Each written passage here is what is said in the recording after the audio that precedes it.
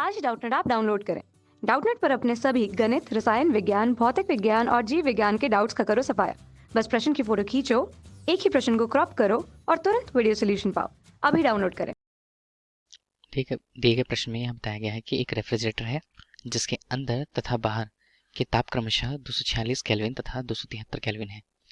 प्रत्येक जूल कृत कार्य के लिए हमें परिवेश अर्थात वातावरण को दी गई ऊष्मा का मान ज्ञात करना है, जिसका मान विकल्प के रूप में हमें 10 जूल, 20 जूल, 30 जूल या 40 जूल दिया हुआ है। इन विकल्पों में से हमें सही उत्तरों का चुनाव करना है। पहले हम यदि रेफ्रिजरेटर की कार्यप्रणाली के लिए आरेख देखें, जहां पर हमने एक परिवेश के माध्यम से यह देखा है कि परिवेश वातावरण जिसका तापमान यदि हम बाहर की ओर T1 मान रहे हैं, जिसे वस्तु द्वारा ऊष्मा लेकर के, जिसे Q2 वस्तु से अवशोषित करके कृत कार्य रेफ्रिजरेटर द्वारा करके इसे ऊष्मा की मात्रा जो वातावरण में प्रस्तुत की जाती है, इसके अनुसार हम इसकी चर्चा करते हैं। तब हम यदि इस पर बात करें इस स्थिति के अनुसार कि यदि इसे हम कार्नो चक्र के अनुरूप मानकर इसे भी इस स्थिति पर हल करें, तब हम इसके गुणांक को या इसके कार्य गुणांक को हम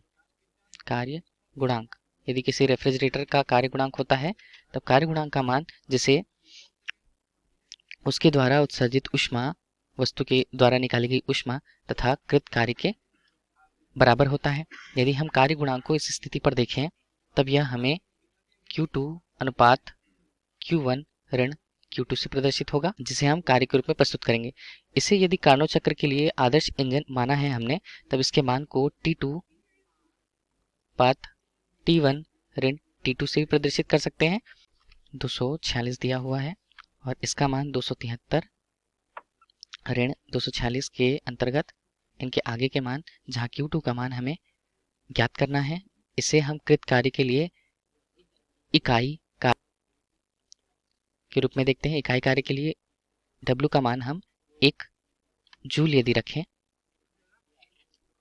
तब इन्हें हल करने के पश्चात हमें इसका मान 9.11 जूल लगभग Q2 का मान प्राप्त होता है। Q2 का मान जो हमने वस्तु से निकाला है, यदि हम इसकी तुलना कार्य के अनुपात से करें, जहाँ कार्य इकाई जूल पर जो प्रश्नानुसार हमें दिया हुआ है इकाई जूल, अर्थात हम उसका मान 1 जूल लेते हैं।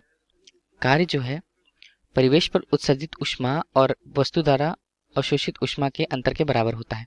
यदि इन स्थितियों पर देखें जहाँ कार्य का मान हमें 1 इकाई के रूप में महत्वपूर्ण रूप से दिया गया है, Q1 जो ऊष्मा हमें निकालनी है, तथा 9.11 जूल जो हमने वस्तु से प्राप्त की है ऊष्मा, इन स्थितियों को यदि हम जोड़ें, तब हमारे पास Q1 का मान लगभग 10.11 जूल प्राप्त होता है इकाई कार्य के लिए। इसी स्थिति की तुलना हमें दिए गए प्रश्न में करनी है, जहां यह बताया गया है। इसके अंतर्गत यदि हम देखें तो विकल्पों में से इसके चुनाव करने हमें प्रथम रूप से 10 जूल जो प्राप्त हुआ है कार्य के लिए वातावरण पे उत्सर्जित ऊष्मा, इसके लिए विकल्प ए हमारे लिए सही उत्तर है। धन्यवाद। कक्षा 6 से 12वीं से लेकर नीट, IIT, JEE वो एडवांस के लेवल तक 1 करोड़ से ज्यादा छात्रों का भरोसा। आज ही डाउनलोड करें डाउटनेट ऐप या व्हाट्सएप करें अपने सारे डाउट्स 8400 400 400 पर।